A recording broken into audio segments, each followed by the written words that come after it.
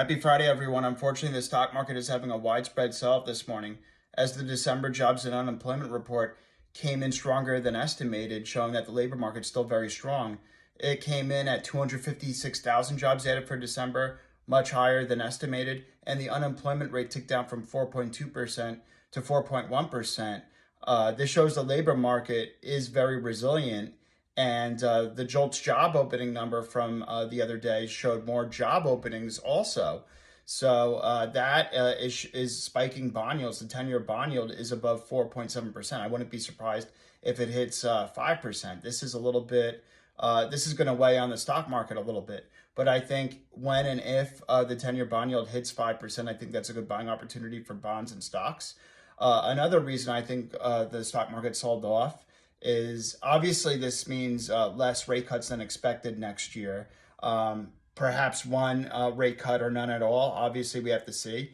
And it perhaps gives some doubt of the necessity of the Fed giving 100 basis points of cuts at the end of 2024. So it throws the Fed's credibility slightly into question. But not only that, the bond market is having a little bit of a tantrum also because the Doge boys, Elon Musk and Vivek Ramaswamy, might not be able to cut $2 trillion off the deficit. It might only be $1 trillion. And that realization of the reality, I think is another reason why the bond market's having a slight tantrum.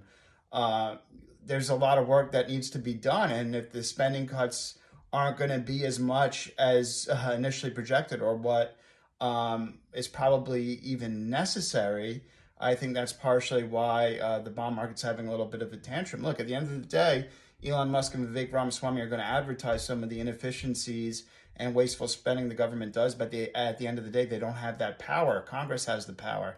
So the fact that they'll be cutting less than expected, it shows that our fiscal situation won't be improved as substantially as initially thought as quickly.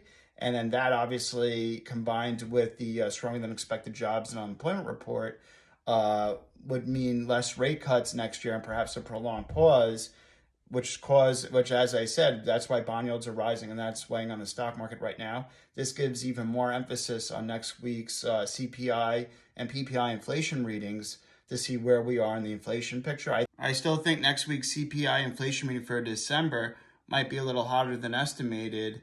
And the following month's CPI inflation reading in January, released in February, will also probably be slightly hotter than expected given base effects of annual price increases. But obviously we have to see. I'm a little bit optimistic after that, but let's stay tuned.